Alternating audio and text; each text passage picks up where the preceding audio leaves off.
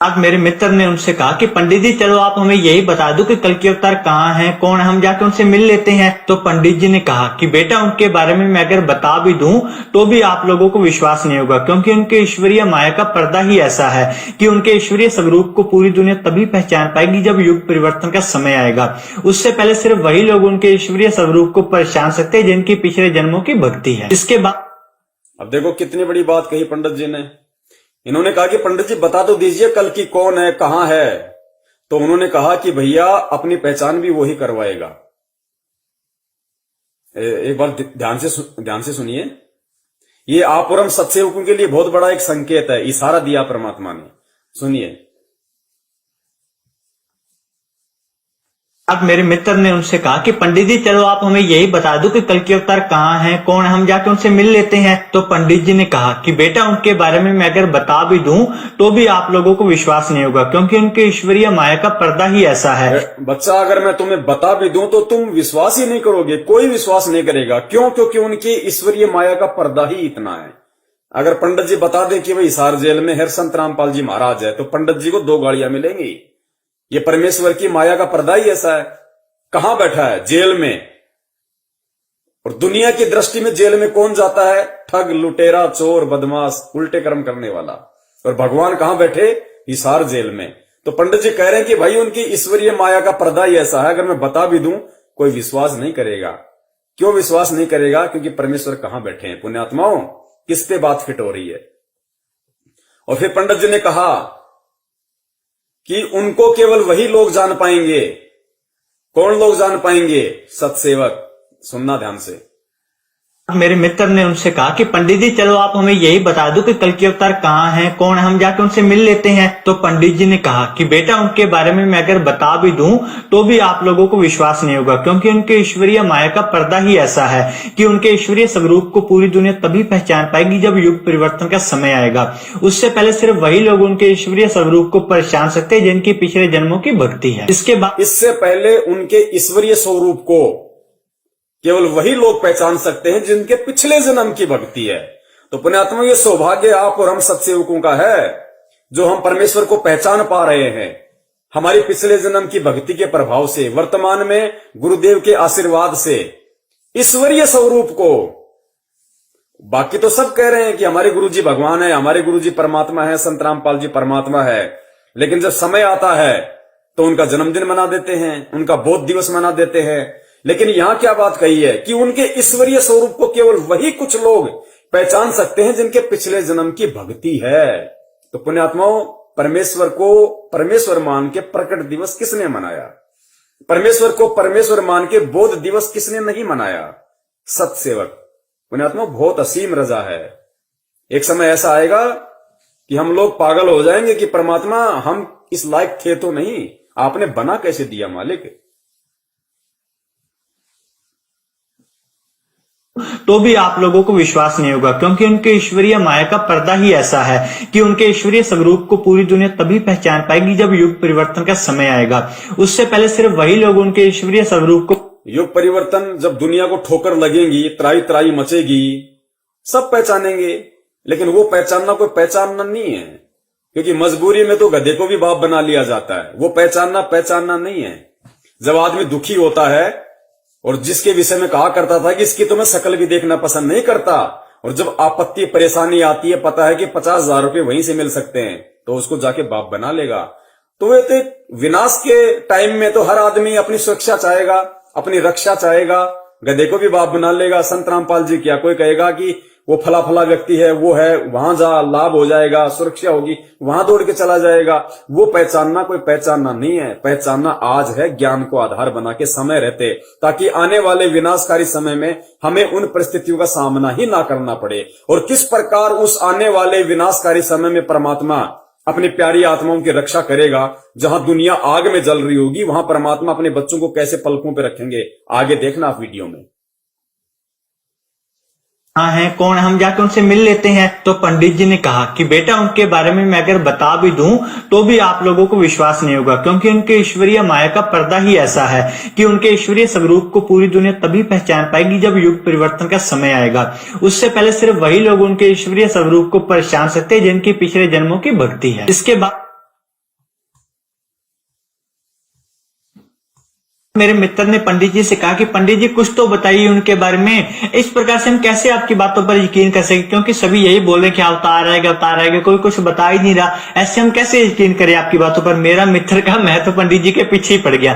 तो बहुत ज्यादा रिक्वेस्ट करने के बाद पंडित जी ने कुछ और भी बहुत सारी बातें कल की अवतार के बारे में बताई। और जब पंडित जी से इसके बारे में और ज्यादा चर्चा करी गई तो उन्होंने बताया कि जल्द ही एक नए युग का आगमन होने वाला है। और इन्होंने कहा कि हर बार नए युग का आगमन पूर्णतः विध्वंस से ही होता है। जब इनसे पूछा गया कि किस जल्द ही नए युग का आरंभ होने वाला है, कलयुग में सतयुग का। और पुण्यात्माओं, ये सर्वविदित है, ये सत्य है, जब भी नए युग का आगमन होता है तो त्राही त्राही मस्ती है, त्राही त्राही मस्ती है, भयंकर विनाश होता है। बताया कि जल्द ही एक नए युग का आगमन होने वाला है।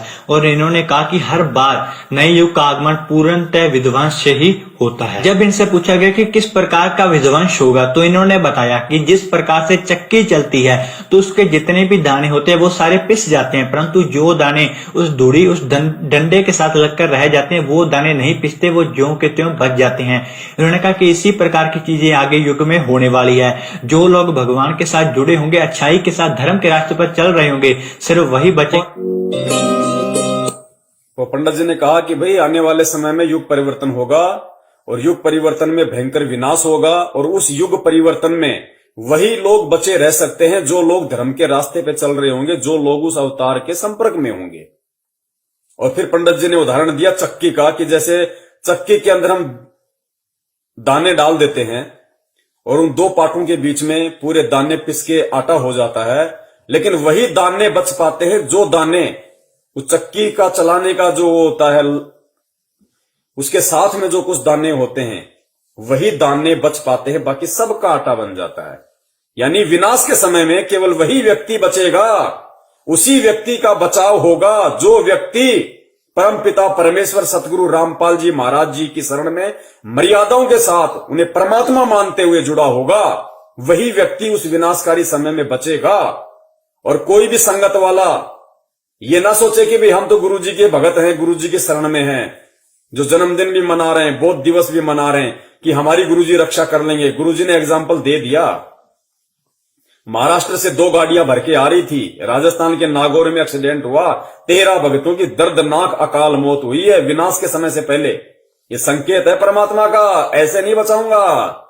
बचाव उसी का होगा जो परमात्मा को परमात्मा मानेगा, मर्यादा में रहेगा, भक्ति करेगा। ड्रामे करने वालों को, राजनीति करने वालों को, आरक्षणबाजी करने वालों को, गुंडों की सीबीआई जांच करने वालों को, कुपात्रों को ज्योति पाठ दान का पैसा देने वालों को, कुपात्रों के हाथों जो पाठ हो रहा है मुंडका, रोहतक, जिंद, भिवानी में, वहां जा जाके भीड़ इकट्ठा करना, उनको पैसा देना कुपात्रों को, उनका बचाव नहीं होगा। अगर बचाव करना होता तो महाराष्ट्र से 13 भगतों की जो अकाल मौत हुई थी राजस्थान के नागौर में बस एक्सीडेंट में, जो हिसार में गुरु जी के दर्शन करने जा रहे थे, वो भी भगवान के लिए जा रहे थे लेकिन मर्यादाओं से दूर थे, क्योंकि हिसार जाना गुरु जी का आदेश नहीं, धक्के खाना भटकना। परमात्मा ने मंत्र दे दिया, भक्ति आरती सत्संग दे दिया, घर बैठ के भक्ति करनी है जब तक परमेश्वर नहीं आ जाते। धक्के खाने वालों को भगवान नहीं बचाएगा। कहा कि वही बचेगा जो उस डंडे के साथ में चिपका रहेगा। और कबीर परमेश्वर की वाणी बताई, खुद कबीर परमेश्वर ने संत रामपाल जी महाराज जी के रूप में आके क्या बताई कि चलती चाकी देख के दिया कबीरा रोए, और 2 पाटन के बीच में साबुत बचा न कोई। और फिर गुरुजी ने क्या बताया कि कौन बचेगा, तो गुरुजी ने बताया कि चलती चक्की देख के दिया कबीरा रोए, 2 पाटन के बीच में साबुत बचा न कोई, और जो कीले से लागा रहे वका बाल न बाका होए। वो किला वर्तमान में केवल परम पूज्य सतगुरु रामपाल जी महाराज जी हैं। और 2 पाठ, एक दुर्गा और एक काल, इन दोनों के बीच में जो आ गया उसका तो आटा बनेगा चकनाचूर। और किले से लागा रहे ताका बाल ना बाका होए, ताका नाश ना होई। वो किला वर्तमान में पूरी पृथ्वी पे अगर कोई है जिसके संपर्क में रह के अगर कोई सुरक्षित रह सकता है, कोई विनाश के समय में बच सकता है, वो किला केवल परम पूज्य सतगुरु रामपाल जी महाराज जी हैं। वो कल्कि, वो अवतार, वो महापुरुष, वो तारणहार, वो मुक्तिदाता, वो जगत गुरु, वो सायरन, केवल परम पूज्य सतगुरु रामपाल जी महाराज जी है वो किला। जिसके साथ अगर कोई लगा रहेगा, साथ लगने का मतलब है उनकी शरण में, उनकी भक्ति। और उनकी भक्ति वर्तमान में जगह जगह लोगों ने फर्जी नामदान केंद्र खोल रखे हैं। उन्हीं के परिवार वालों ने, उन्हीं के भाई बंधुओं ने, रिश्तेदारों ने, कोऑर्डिनेटरों ने, सारे के सारे उन ठग लोगों ने, क्योंकि वो उस तारणहार को तारणहार नहीं मान पाए, उस परमात्मा को परमात्मा नहीं मान पाए और धार्मिक धंधा सेट कर लिया। उनके फर्जी नामदान केंद्रों से नाम दीक्षा लेने वालों का बचाव नहीं होगा, वो उनकी शरण नहीं मानी जाएगी। उस परमपिता परमेश्वर की शरण जब तक वो हिसार जेल से बाहर नहीं आ जाते, और अगर उस विनाश के समय के बाद आएंगे, उससे पहले नहीं आएंगे, ध्यान रखना। जब त्राही त्राही मचेगी उसके बाद आएंगे, उससे पहले नहीं आएंगे। क्योंकि परमेश्वर ने अपना वचन सिद्ध करना है कि पूरी पृथ्वी मेरा नाम लेगी, घर घर में बोध विचारा होगा। तो घर घर में बोध विचारा होगा जब संख्या कम होगी, ज्यादातर संख्या का विनाश हो लेगा, देशों के देश भिड़ेंगे, गृह युद्ध होंगे, तांडव मचेगा, आदमी आदमी को काटेगा। अभी आगे देखना, छोटा सा वीडियो बताया, ज्यादा लंबा नहीं है। उस भविष्यवाणी में क्या बताया गया है जय गुरुदेव के द्वारा कि उस समय क्या होगा, कैसे तांडव मचेगा। आदमी सोचेगा कोई आदमी दिख जाए तो उसको काट के खा जाऊं, अन्न का दाना नहीं बचेगा, अन्न का दाना। और उस विकट परिस्थिति में गुरुजी कैसे आप और हमारी रक्षा करेंगे वो भी आप देखना, किस विधि से करेंगे। हमें भूखा नहीं मरने देंगे परमात्मा, किस विधि से और किनकी करेंगे वो भी आप देखना आगे वीडियो में। तो वो किला एकमात्र परम पूज्य सतगुरु रामपाल जी महाराज जी हैं। और जो व्यक्ति ये वीडियो देख रहे हो और अपना बचाव चाहते हो समय रहते, तो उन फर्जी नामदान केंद्रों पे जाके नाम दीक्षा मत लेना भैया, उल्टे मरोगे, उल्टे फंसोगे। सीधा सा उपाय है, सत्संग सुनो पहले। यूट्यूब पे किसी भगत से मेमोरी कार्ड लेके, जो आपके संपर्क में आ जाए, कोई पुस्तक पढ़ के संत रामपाल जी महाराज जी के पहले सत्संग सुनो। अगर उनके आने तक आप सत्संग भी सुनते रहोगे और सत्संगों के माध्यम से वो जो नियम बताते हैं, जो बुराइयां छोड़ने के लिए कहते हैं, उनको आप छोड़ दोगे, आपका बाल विवाह का नहीं होगा, बाल विवाह का। और अगर उनको परमात्मा मान के, सत्संग सुन के, ज्ञान को आधार बना के कि धरती पे अगर कोई संत है तो केवल यही है, भगवान अगर कोई धरती पे है तो संत रामपाल जी महाराज है, अगर इतना विश्वास आपको हो जाए, उसके बाद में किसी भी सत्सेवक भाई बहन से संपर्क कर लेना। उसके बाद में अपने घर में परमात्मा की 3 समय की आरती करो, घर में देसी घी का खड़ी बत्ती वाला दीपक जलाओ, परमेश्वर को दंडवत करो, सत्संग सुनो, परमात्मा का शब्द सुनो। बाल बाका नहीं होने देगा परमात्मा, बाल बाका नहीं होने देगा, और कोई तरीका नहीं है। प्रकार की चीजें आगे युग में होने वाली है। जो लोग भगवान के साथ जुड़े होंगे, अच्छाई के साथ धर्म के रास्ते पर चल रहे होंगे, सिर्फ वही बचे। अब देखिए लास्ट पार्ट है, उसके बाद में हम परमपिता परमेश्वर जी की दया से थोड़ा आराम करेंगे फिर। तो ये लास्ट है कि वो विनाश का समय होगा, कैसा होगा, कैसा उसमें तांडव मचेगा, किस प्रकार से लोग त्राही त्राहीमान हो जाएंगे, कैसी कैसी विकट परिस्थितियां पैदा होंगी। आप देखना आप इन चीजों को।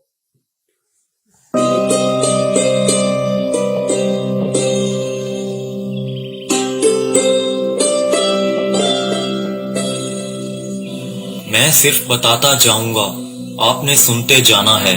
जिसे समझना होगा वो समझेगा, जिसे हंसना होगा वो हंसेगा। लेकिन दोनों ही स्थितियों में ईश्वर का कार्य होता रहेगा, क्योंकि वो समय आ गया है कि जब स्वयं परमात्मा अपनी रूहों को वापस ले जाएगा अपने जहान में। हिंदू, मुस्लिम, सिख, ईसाई हर धर्म को मानने वाले यह जानते हैं कि उनके इष्ट ने फिर से इस मृत्यु लोक में आने की भविष्यवाणी कर रखी है। कलयुग में कलयुग जाएगा, कलयुग में सतयुग आएगा। पाप और अधर्म को चरम तक पहुंचाने में कामयाब मनुष्य ने बहुत ही जल्द अपने विनाश की राह तय कर ली है, और जो पाप और अधर्म का चरम कलयुग के अंतिम चरण में होना चाहिए था, वो इंसान ने अभी ही हासिल कर लिया है। लेकिन अधर्म के विनाश के लिए हर युग में कोई न कोई महाभारत होती जरूर है। जब परिवर्तन होना होता है, उस बीच संधि काल होता है, और संधि काल में ईश्वर प्रकट होते हैं और पाप और अधर्म का विनाश कर डालते हैं। देखो ये जगत वाले ये कह रहे हैं, जब संधि काल का समय होता है, जब युग परिवर्तन होता है, तो परमात्मा खुद प्रकट होते हैं, खुद प्रकट। सुनो इन बातों को। भारत होती जरूर है। जब परिवर्तन होना होता है उस बीच संधि काल होता है और संधि काल में ईश्वर प्रकट होते हैं और पाप और अधर्म का विनाश कर डालते हैं।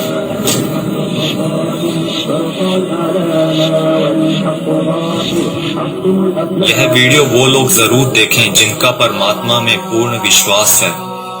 इस वीडियो में दी गई जानकारी को ध्यान लगाकर समझिए। ये जानकारी कोई मनगढ़ंत या काल्पनिक बातें बिल्कुल नहीं है। ओडिशा में 400 साल पहले अच्युतानंद जी द्वारा भविष्य मालिका की रचना की गई थी। अच्युतानंद जी को भगवान श्री कृष्ण के परम सखा सुदामा का पुनर्अवतार माना गया है, जिसमें उन्होंने कलयुग के खत्म होने की भविष्यवाणी की है, जो कि गणनानुसार आने वाले कुछ वर्षों में हो सकता है। इसमें उन्होंने परमात्मा के प्रकट होने से पहले भारत के जो अंतिम प्रधानमंत्री होंगे उनके बारे में भी बताया है, और जो गुण बताए हैं वो वर्तमान के प्रधानमंत्री से मेल खाते हैं। यानी लोकतांत्रिक भारत के अंतिम प्रधानमंत्री होंगे श्री नरेंद्र मोदी, और उसके बाद होगा उस ईश्वर का प्रकट होना और पूरे भारत में मिलिट्री शासन होगा, या कहीं राजतंत्र कायम हो। अंतिम प्रधानमंत्री नरेंद्र मोदी होगा, पूरे देश में मिलिट्री शासन होगा, उसके बाद प्रकट होगा कौन? परम पूज्य सतगुरु रामपाल जी महाराज जी। उसके बाद पूरी दुनिया के सामने आएंगे।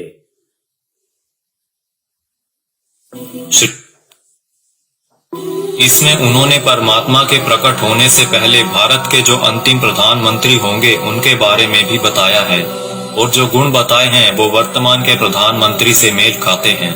यानी लोकतांत्रिक भारत के अंतिम प्रधानमंत्री होंगे श्री नरेंद्र मोदी, और उसके बाद होगा उस ईश्वर का प्रकट होना और पूरे भारत में मिलिट्री शासन होगा, या कहीं राजतंत्र कायम हो जाएगा और पूरे विश्व में सनातन धर्म की पुनर्स्थापना होगी। हम बहुत ही भाग्यशाली हैं जो इस समय में जी रहे हैं जब इतिहास लिखा जाएगा और हमें उस दिव्य पुरुष परमात्मा को साक्षात देखने का मौका भी मिल सकता है। पद्म पुराण के छठे खंड में 71वें सेट पर श्लोक नंबर 279 से 282 में बताया गया है कि वो दुष्टों का विनाश करेंगे, पृथ्वी की हुई दुर्गति को ठीक करेंगे, अपनी सेना द्वारा ईश्वरीय नियमों को स्थापित करेंगे। वो पूरी दुनिया के एकमात्र शासक होंगे जिन पर किसी का नियंत्रण नहीं होगा, यानी कि वो सबसे ऊपर होंगे। वो पूरी दुनिया पर धर्म की विजय पताका फहराएंगे और पूरे विश्व के लिए पूजनीय होंगे। जब वो सामने आएंगे तो देश में इमरजेंसी लागू होगी। पूरी दुनिया के टीवी चैनल्स के जरिए सभी लोग उन्हें जान जाएंगे। उनकी सेना होगी, एडमिनिस्ट्रेशन होगी और उनके समाज सेवी मनुष्य भी होंगे। फ्रांसीसी भविष्यवक्ता माइकल द नॉस्ट्रेडामस की भविष्यवाणियों पर पूरी दुनिया के लोग यकीन रखते हैं, क्योंकि वो हमेशा सच साबित होती रही हैं। जिसमें उन्होंने 2020 को एक बहुत ही हिंसक साल बताया है, जहां दुनिया के बड़े बड़े देशों में गृह युद्ध के हालात होंगे। 2020 में ही सदी का सबसे बड़ा आर्थिक संकट भी आएगा।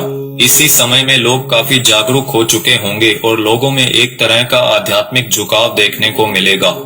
नॉस्ट्रेडामस की ये सभी भविष्यवाणियां सेंचुरी नामक पुस्तक में दर्ज हैं। उनकी भविष्यवाणियों में कुछ भविष्यवाणियां ये भी हैं। जल्द ही दुनिया का तारनहार जन्म लेगा। वो एक ऐसे देश में जन्म लेगा जिसका नाम किसी समुद्र के नाम से जुड़ा होगा।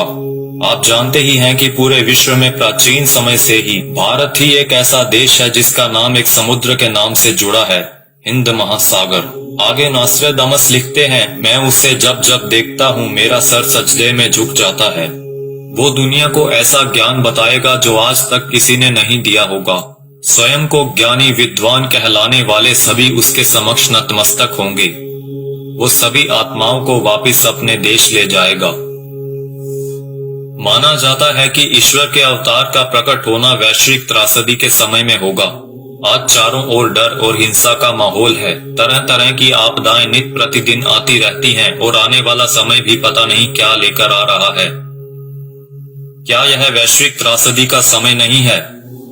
मनुष्य बहुत ही छोटा हो जाएगा और उसके सभी अस्त्र शस्त्र निष्फल हो जाएंगे।